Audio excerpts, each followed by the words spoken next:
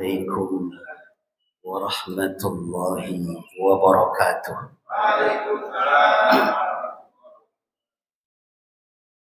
الحمد لله الذي أمرنا بالجهاد والدعوة والإرشاد لتطهير الأرض من الكفر والفساد، ووعد المجاهدين بعظيم الأجر والثواب.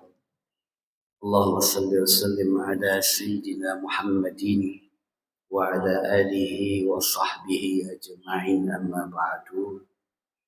Yang saya hormati, sama-sama kita hormati orang tua kita, Pak Haji Dr. Anjas Matsai. Semoga Allah berikan beliau kesehatan sama kita beraktivitas. Yang saya hormati Ustaz Abdul Khalik, Bapak Zakaria, serta Bapak Arif, Bapak Dendi, serta bapak-bapak lain yang saya tidak sebutkan satu persatu, kepada bapak saya, Pak Dudung,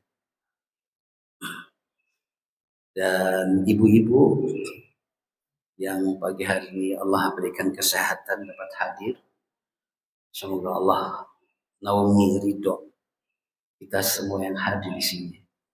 Salawat beriring salam mari kita sampaikan kepada junjungan Nabi besar kita Muhammad sallallahu alaihi wasallam. Semoga kita semua berharap mendapat syafaatnya nanti di yaumil qiyamah.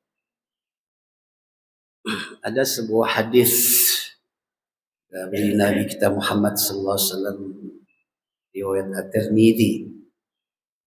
Rasul bersabda, "Al-kayyis man dana nafsahu 'amila lima ba'dal wal 'ajiz man atba'a nafsahu hawaha wa tamanna 'ala Allah." Al-kayyis, orang yang cerdas, orang yang memiliki pendirian kuat, orang yang memiliki keistiqomahan yang dia bangun lewat keimanannya kepada Allah. Man dana nafsu wa amila lima ba'dal maut, yang menundukkan hawa nafsunya dan bekerja untuk invest di akhirat nanti. Orang yang cerdas. Wal ajiz man atba nafsahu hawaha wa tamanna 'ala Allahi. Sedangkan orang yang lemah akalnya adalah orang yang memperturutkan hawa nafsunya dan dia berharap kepada Allah dengan harapan yang kosong. Baiklah, satu persatu saya akan uraikan. Al-kayyis, bahasa hadis ini begitu indah yang Rasul sematkan pada orang-orang yang memberikan jiwa dan raganya untuk berkhidmat kepada Allah Subhanahu wa taala, yang memiliki pendirian atas keimanannya dan selalu mempergunakan waktunya dengan sebaik-baiknya di malam maupun di siang hari. Ini orang yang kayyis, orang yang cerdas, dan aktivitasnya di dunia ini ada korelasi dengan akhiratnya. Jadi orang yang cerdas, orang yang akalnya kuat, cerdik, ya, dan dia orientasinya akhirat di dunia ini. Walaupun dia tidak lepaskan aktivitas dunianya untuk berinteraksi dengan manusia, mencari harta sebanyak-banyaknya sebagai fasilitas ibadah kepada Allah Subhanahu wa taala. Ini orang yang kayyis. Orang yang cerdas, yang berinteraksi untuk akhiratnya. Di kantor dia bekerja, niatnya karena Allah Subhanahu wa taala, maka dinilai ibadah. Sebagai security, niatnya untuk beribadah, maka dicatat ibadah oleh Allah Subhanahu wa taala. Karena itu orang yang cerdas ini orang yang selalu dekat dengan Allah Subhanahu wa taala. Bahkan tatkala dia melakukan ibadah salat, kekhusyuannya luar biasa. Maka ada sebuah hadis Nabi, beliau mengatakan, awwalu syai'in yurfa'u min hadhil ummah al-khusyu' hatta la taraha fiha khashi'an. Kata Nabi, awal yang pertama diangkat dari umat ini adalah khusyuk. Khusyuk. Hatta la tara fiha khashi'an.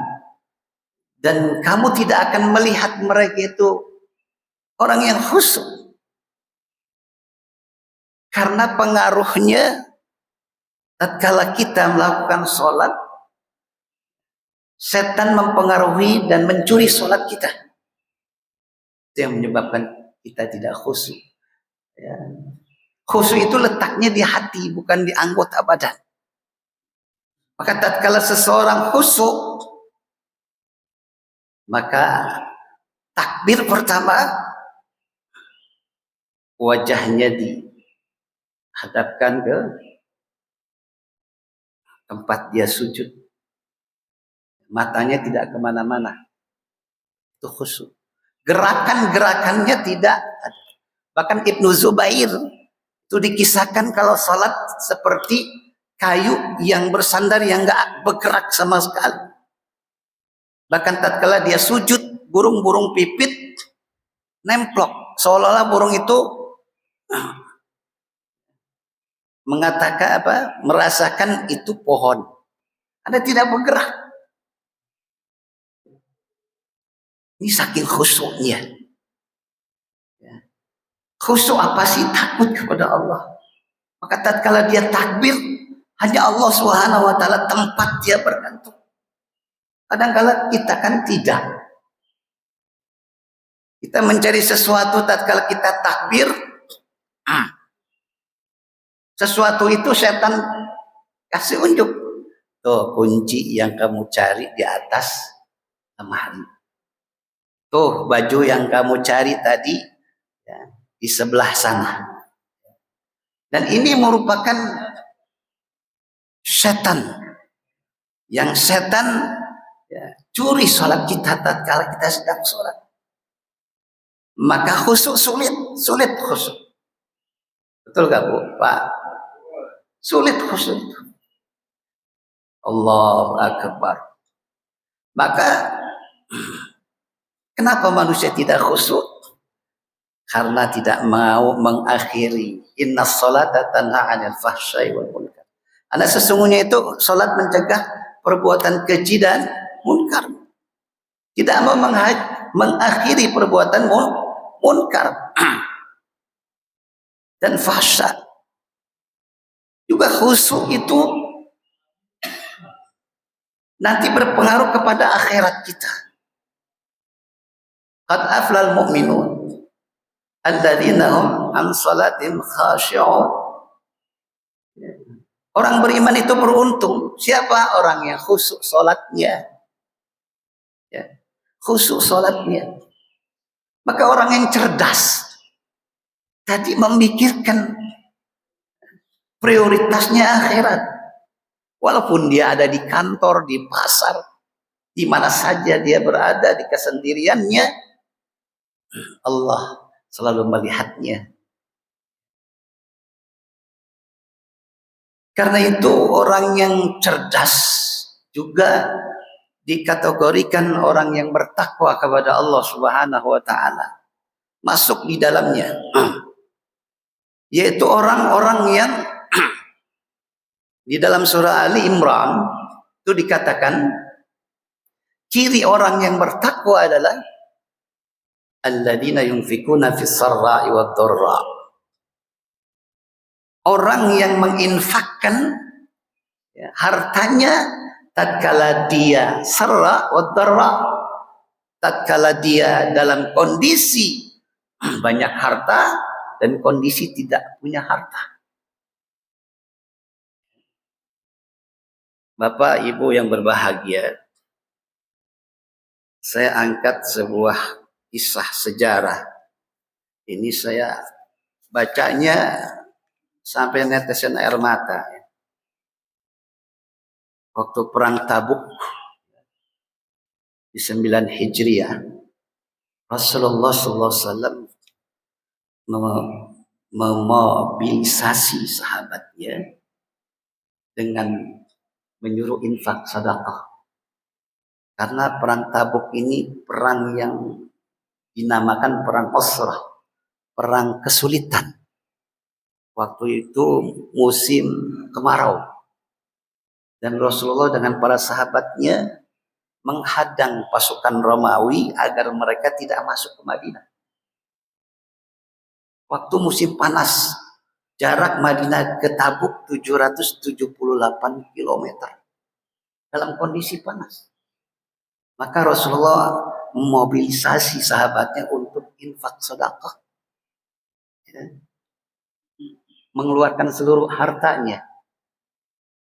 Utsman bin Affan 300 ekor untanya beserta muatan dan 1000 dinar dan 50 ekor kuda. Abu Bakar Siddiq menyerahkan semua hartanya. Sampai Rasulullah mengatakan, ya Abu Bakar Siddiq, ma abaqaita li ahlik. Apa yang kamu tinggalkan untuk keluarga kamu? Abaqaitu lahumullah Rasulullah. Lahumullah wa Rasul. Yang aku tinggalkan untuk keluargaku adalah Allah dan Rasulnya. Sedangkan Umar bin Khattab setengah dari hartanya. Setelah sholat Rasulullah memberikan kabar, Allah akan menempatkan kalian ke dalam surga Allah. Ada seorang sahabat mendengar ini nangis dan sedih. Namanya Ulbah bin Zaid. Karena dia nggak punya apa-apa, orang miskin. Bingung dia. Semua sahabatnya mengeluarkan hartanya begitu banyak, dia nggak punya apa-apa. Apa yang dia harus keluarkan? Nggak punya apa-apa. Sampai di keningan malam beliau menangis di hadapan Allah Subhanahu wa taala dan berdoa, ya Allah, sesungguhnya Engkau telah memerintahkan untuk berjihad dan aku dapat sangat menginginkan jihad itu. Namun Engkau tidak memberikan kepadaku apa yang dapat aku berikan dalam jihad ini untuk Rasul. Ya Allah, aku berazam dengan kelemahanku, ketidakberdayaanku untuk menginfakkan hartaku, tapi aku akan mensedekahkan segala sahabat-sahabatku yang menzalimi aku, lahir maupun batin, aku maafkan hari ini. Aku sedekahkan ya Allah, aku maafkan. Jadi sedekahnya dalam rangka memaafkan orang lain atas kezaliman mereka kepada diri. Ulbah bin Zaid tadi. Setelah Rasulullah SAW habis sholat subuh, beliau mengatakan, Ainal mutasaddiq bi'irdihi bil barihah. Siapa yang tadi malam ya, bersedekah dengan mengikhlaskan kezaliman sahabatnya kepada dirinya. Jadi Rasulullah dikasih tahu sama malaikat Jibril di keheningan malam. Ulbah kaget, ternyata doanya diterima sama Allah, didengar sama malaikat, disampaikan oleh malaikat ke Rasulullah SAW. Berdirilah Ulbah bin Zaid dan mengatakan Rasulullah, "Qubilat minka shadaqatuka." Allah terima sedekah kamu.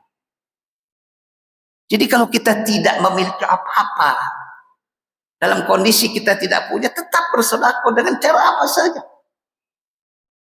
Dengan senyum, sedekah. Ketemu Pak Arif senyum, ya. Ketemu Pak Teddy senyum, ya. Senyum, sedekah.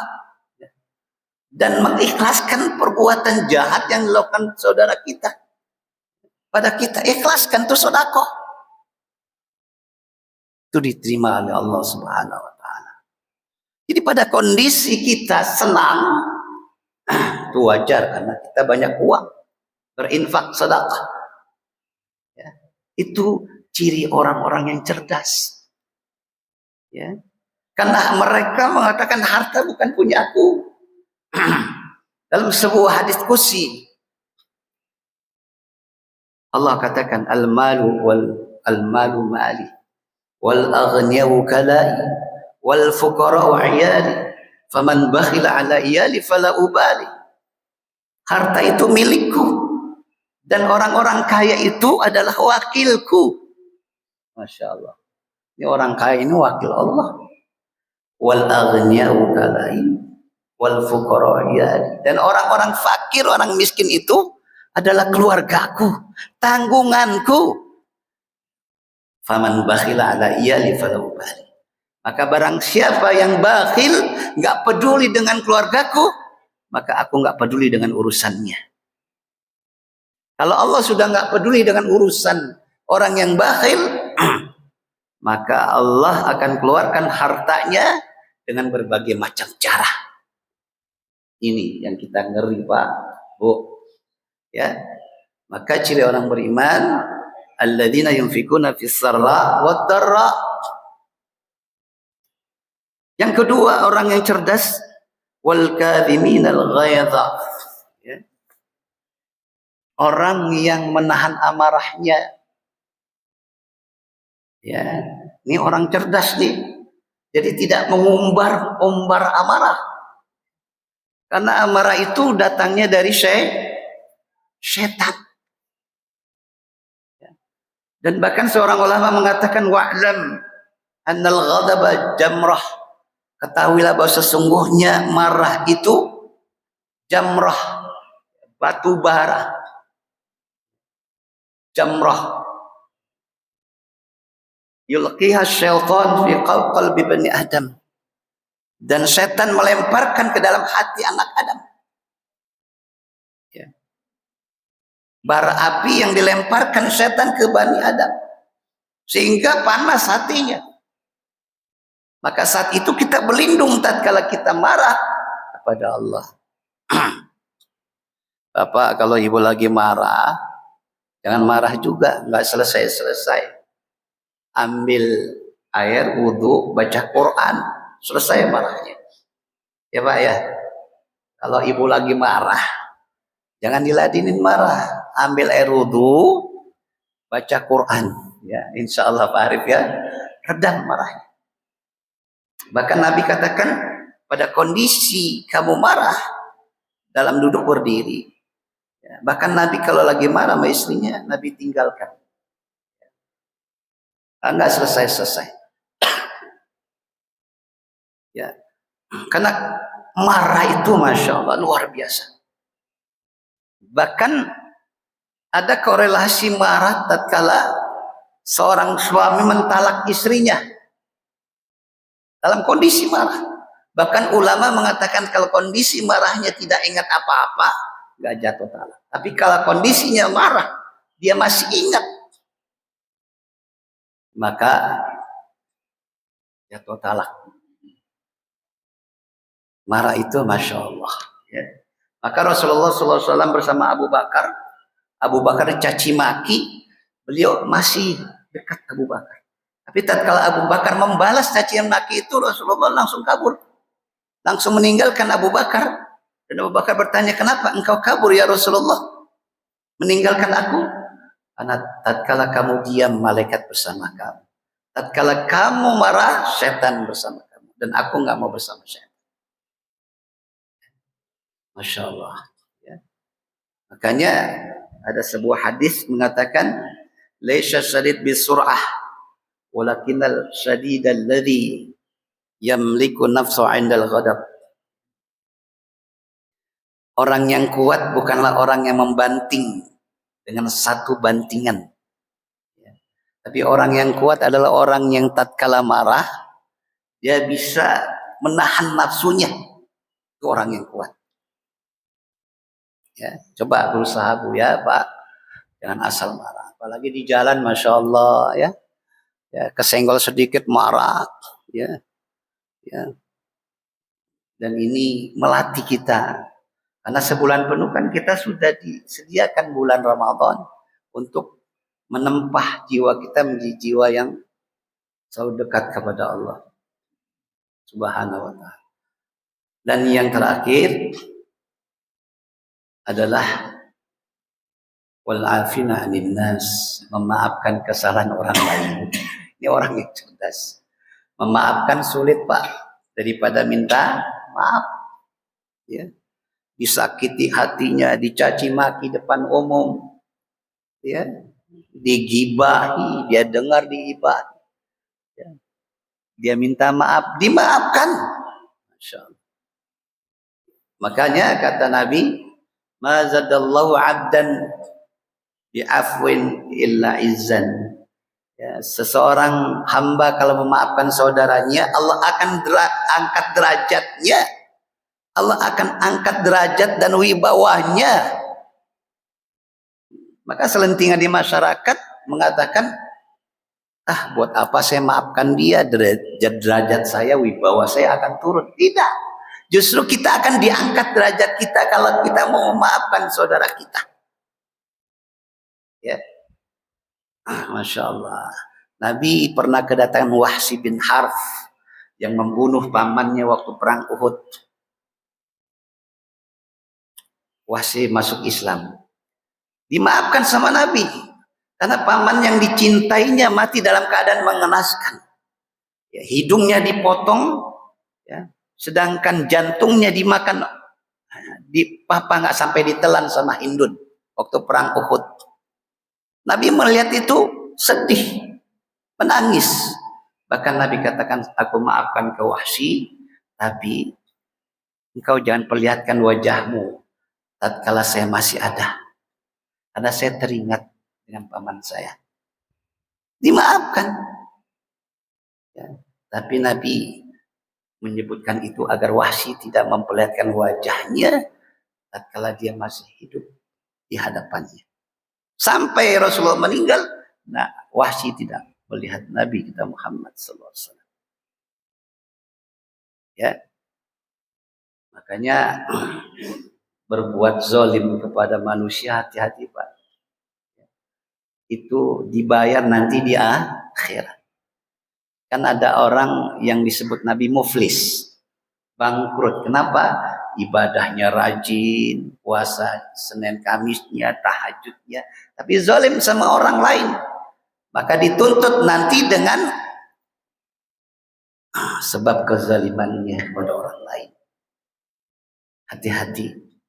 Maka hablum minallah, hablum minannas diperbaiki. Dan perhatikan hablum minannas, perhatikan itu. Jangan hablum minallah aja, hablum minannas. Sama tetangga baik, ya, berinteraksi dengan masyarakat, tidak benci sama orang, masya Allah. Sulit memang Pak, sulit. Tapi itu karakter orang-orang soleh seperti itu. Ya, orang-orang soleh karakternya seperti itu. Tapi dibangun lewat apa? Ibadah pada Allah Subhanahu wa Ta'ala. Yang kedua, hadis Nabi yang kedua, al-ajiz man adbah nafsahu hawaha wa tamanna 'ala Allahil amani. Orang yang lemah akalnya adalah orang yang memperturutkan hawa nafsunya. Ya, ini di dalam jiwa kita ini ada hawa nafsu, ada jiwa. Maka tadi Imam membaca surah Asy-Syams. Ya. Fa'alhamaha fujuraha wa taqwaha. Kami ilhamkan, Allah ilhamkan jiwa itu dengan fujuraha wa taqwaha. Kejahatan dan ketakwaan. Jadi jiwa ini diilhamkan oleh Allah, ada potensi jahat dan potensi takwa. Maka Nabi tatkala membaca surat fa'alhamaha fujuraha, Surat Asy-Syams ini beliau angkat tangan, Bu, angkat tangan. Apa doanya? Allahumma ati nafsi taqwaha wa zakkiha anta khair man zakkaha anta waliyuha wa maulaha. Ya Allah, berikan kepada jiwaku ini ya Allah ketakwaan, bersihkan, sucikan dia ya Allah. Engkau sebaik-baik yang mensucikan. Engkau Tuhan jiwa ini. Yang memiliki jiwa ini Allah. Minta sama Allah agar jiwa ini tidak mengajak kepada kemaksiatan, kejahatan. Nabi saja berdoa ngajarin pada umatnya agar doa ini dilantunkan setiap ba'da sholat, agar Allah lindungi kita dari kejahatan dan Allah jadikan kita jiwa yang bertakwa kepada Allah Subhanahu wa taala. Sholat saja tidak cukup, puasa saja tidak cukup untuk membentuk jiwa menjadi jiwa yang baik. Ibadah hati itu merupakan sarana jalan untuk jiwa ini baik. Disebut tazkiyatun nafs, ya. Ada materi namanya tazkiyatun nafs, pensucian jiwa. Dan riyadhahnya banyak. Berzikir, baca Quran, tahajud, istighfar. Ini yang bisa menyirami jiwa ini, kerak-kerak dosa ini akan terhapus dengan amalan-amalan itu. Maka kita perlu, Pak, habis sholat, ya, tahajud duduk 3 jam, ya, dalam istilah apa ya istilahnya itu, tirakat. Kita perlu tirakat minimal 2 jam lah dekat dengan Allah, itu membersihkan jiwa. Ya. Kalau sholat jamaah kayaknya ya habis subuh nggak pulang sampai suruk nanti, ya. Jadi untuk membersihkan jiwa dengan ditempah air-air zikir, baca Quran, tadabbur Quran, sehingga jiwa kita bersih di berbagai macam penyakit hati, kesemsem dengan dunia yang hijau ranau ini. Daya pikatnya luar biasa dunia ini, daya pikatnya luar biasa. Ada sebuah kisah, ini ditulis dalam kitab Al-Bidayah wan Nihayah oleh Ibnu Katsir dan diriwayatkan Abu Hurairah, dan memang Abu Hurairah ada di situ. Tatkala Nabi berkumpul dengan para sahabat, Pak, ya, ada Ar-Rajal bin Unfuah, ada Abu Hurairah, orang-orang dekat sama Nabi, sering bertanya agama kepada Nabi. Tapi Nabi pada saat itu mengucapkan hal yang mengagetkan para sahabat. Apa ucapannya? Inna fikum la rajulan darsu fin nari a'adhamu min jabal Uhud. Ya. Sesungguhnya di antara kalian ini ada seorang laki-laki yang gigi gerahamnya lebih besar dari gunung Uhud di neraka nanti. Sahabat gemetar dengarnya. Ada lisan yang keluar dari lisan yang nggak pernah bohong 100%. 100% kebenarannya, yang dibimbing oleh wahyu Allah, mengucapkan seperti itu. Rasulullah wafat, digantikan Abu Bakar Siddiq. Terjadi pemberontakan dipimpin oleh Musailamah al-Kadzab, yang mengaku dirinya sebagai nabi palsu. Abu Bakar mengutus orang yang ada di situ. Siapa? Ar-Rajal bin Unfuah. Perlu diketahui Abu Hurairah ini yang meriwayatkan ini, dia itu dekat dengan Nabi dan sering ngambil hadis dari Nabi. Dan Abu Hurairah tatkala mendengar ucapan Nabi nggak bisa tidur, Pak, nggak bisa tidur. Jangan-jangan saya ya, yang gigi geraham saya lebih besar dari gunung Uhud. Nggak bisa tidur, Pak, nggak bisa tidur. Tapi tatkala Ar-Rajal bin Unfuah diutus. Kenapa Ar-Rajal bin Unfuah? Orang yang cerdas, baca, hafal Quran dia. Ibadahnya hebat. Orang mengagung-agungkan dia dah. Itu Ar-Rajal bin Unfuah. Tapi tatkala berhadap dengan Musailam al-Kadzab, ini teman lamanya ternyata Musailam al-Kadzab nih, ya. Teman lamanya ketemu. Abu Bakar ngutus dia di antara itu, dia dengan teman lamanya, mungkin dengan temannya bisa kembali lagi pada hidayah Allah. Ternyata apa? Hai Ar-Rajal, kalau kamu ikut dengan aku kasih setengah kerajaan dan aku kasih harta yang berlimpah untuk kamu. Gimana? Ar-Rajal diam dan dia ngangguk ikut dengan Musailamah al-Kadzab. Masya Allah. Kesengsem dengan harta, kesengsem dengan jabatan.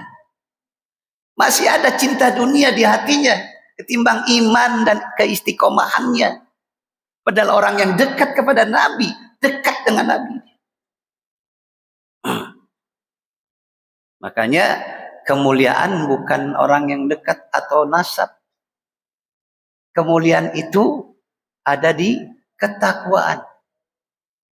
Inna akramakum indallahi atqakum. Sungguhnya orang yang mulia di sisi Allah itu orang yang takwanya di sisi Allah Subhanahu wa taala. Sahabat orang ngelihat Nabi lupa langsung. Ya. Orang lihat Nabi langsung bertanya sama Nabi tentang keislaman. Tapi bisa tergelincir juga. Kenapa? Hawa nafsu. Tuh. Jiwa ini jiwa. Jadi nggak bisa andalkan ibadah kita kalau kita mau masuk surga. Bersihkan jiwa kita ini. Sebelum ajal menjemput, jangan ada rasa benci sama orang. Jangan. Ya, hilangkan itu rasa benci sama orang. Ya. Jangan sampai kita tidak memaafkan kesalahan orang lain. Sulit Pak, sulit banget. Saya ini lagi belajar itu, memang susah banget. Apalagi kalau orang tingkah lakunya, di medsos, gedek bawaannya gedek banget gitu. Ya bawaannya nggak, aduh, masya Allah. Ini orang ilmu agamanya adat kok begini, ucapannya kurapat semua, ya ucapannya bohong-bohong semua, ya nggak mendidik dan lain sebagainya ya. Dan akhlaknya juga. Tapi kita nggak boleh benci. Serahkan sama Allah Subhanahu wa taala. Serahkan. Ya, dan itu ujian. Makanya jangan banyak-banyak buka medsos, Pak. Ujiannya banyak. Ya. Ya, ujian kita. Nah, susah menata hati ini susah. Makanya ada namanya mursyid di dalam thariqah itu, ada mursyid guru yang membimbing. Mursyidnya harus hebat. Harus nggak cinta dunia, mursyidnya cinta dunia juga, kacau. Ya. Jadi mursyidnya harus benar-benar luar biasa, ya. Ya. Sampai suatu ketika di 12 Hijriah, Abu Bakar mengirim pasukan yang dipimpin Khalid bin Walid. Ya, terjadi peperangan, pemusnahan Musailam al-Kadzab dengan Ar-Rajal bin Unfuah. Ya. Musailam al-Kadzab dibunuh oleh siapa? Wahsy bin Harf yang membunuh pamannya Nabi Hamzah waktu perang Uhud. Dia membayar itu. Dia bunuh Musailam al-Kadzab dengan tombaknya dari jauh, sebagaimana dia membunuh Hamzah dari jauh. Karena dia ahli tombak. Sedangkan Ar-Rajal bin Unfuah dibunuh oleh Zaid bin Khattab, saudara satu ayah dengan Umar bin Khattab. Masya Allah. Ya, Allah berikan kemenangan kaum muslimin saat itu. Memberantas nabi palsu, ya, dan pengikutnya. Perlu kita catat Pak. Ini pengaruh Ar-Rajal bin Unfuah. Karena Ar-Rajal bin Unfuah ini orang yang berpengaruh. Tatkala dia ikut ke Musailamah al-Kadzab, itu dalam sejarah banyak orang muslim yang murtad ikut dengan Ar-Rajal bin Unfuah. Karena pengaruhnya. Ya. Maka fitnah ilmu, fitnah kewibawaan itu luar biasa. Ini sedang diuji umat Islam dengan itu di akhir zaman ini. Ya. Maka hawa nafsu harus ditempa dengan apa tadi? Riyadhahnya Pak. Baca Quran, tadabbur, ya, qiyamul lail, berzikir kepada Allah Subhanahu wa taala. Ya. Itu berzikir terus sama Allah. Ya, kalau perlu cari mursyid, cari guru yang bisa membimbing kita hingga kita diarahkan, sehingga hati kita bersih dari noda-noda dosa. Karena nanti yang harta dan anak itu enggak ada manfaatnya kecuali orang yang datang kepada Allah dalam keadaan hati yang bersih, hati yang bersih. Ya. Ini sejarah banyak Pak memberikan contoh. Zaman Nabi Musa ada Bal'am bin Ba'urah, ulama yang hafal Asmaul Azam, doanya diijabah, juga tergelincir karena harta. Dia mendoakan Nabi Musa alaihissalam dengan kecelakaan, tapi berbalik doanya, lisannya, bahkan kaumnya yang kena kecelakaan, Nabi didoakan, yang nggak mempan, ya. Kenapa? Karena kesengsem dengan dunia. Bal'am bin Ba'urah, ulama di zaman Nabi Musa alaihissalam, tergelincir karena harta dan jabatan. Itu saja yang dapat saya sampaikan. Mohon maaf saya kurang sehat ya, karena udah 2 hari sakit. Tapi alhamdulillah saya insya Allah sehat tatkala menyampaikan taklim ini. Itu saja dari saya. Yang mau bertanya silakan. Alhamdulillah telah sama-sama mendengarkan kajian subuh yang telah disampaikan oleh kita. Mohon kita untuk Allah Subhanahu wa taala untuk motor kami mohon kesediaan doa Ustaz.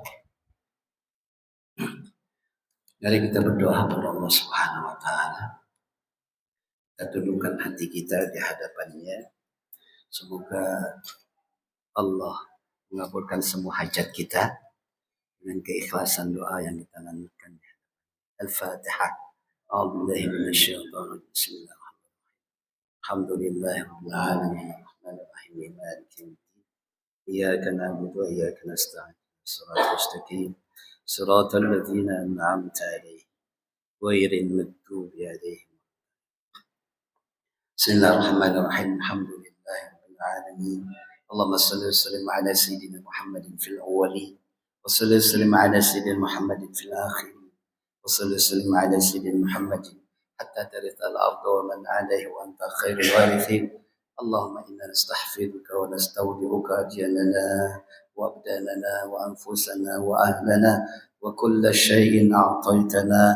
Allahumma ihfadna wa ayyam fi kanafika wa amanika wa iyadika wa jiwarika min kulli syaitanin marid wa jabbarin anid wa dhi ainin wa dhi baghin wa min kulli syarrin innaka ala kulli syai'in qadir. Allahumma ansur ikhwanana al-muslimina wal mustad'afin fi Filistin. Allahumma ansur ikhwanana al-mu'minina wal mustad'afin fi Filistin. Allahumma ansur al-mujahidina fi Filistin. اللهم أهلك الكفرة والمشركين أعداءك وأعداء الدين. اللهم شتت شملهم ومزق جمعهم وزلزل أقدامهم وألقي في قلوبهم الرعب إنك على كل شيء قدير. ربنا آتنا في الدنيا حسنة في الآخرة حسنة وقنا عذاب النار والحمد لله رب العالمين.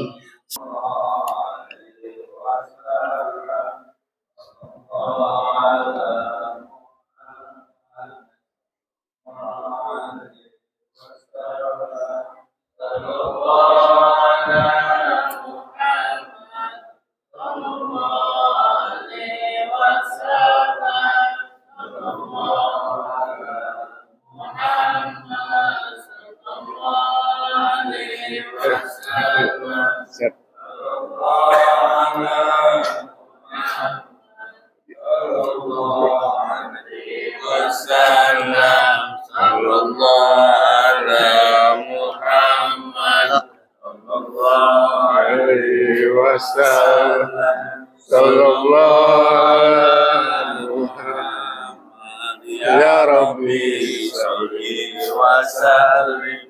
Allahumma salli wa sallim wa barik alaihi.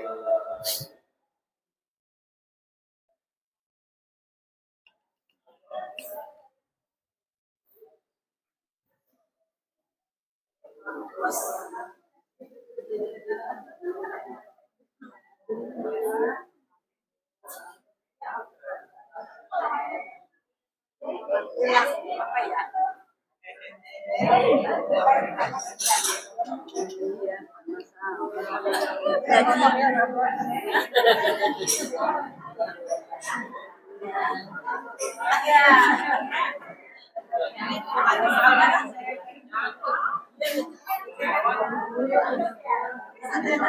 Ya.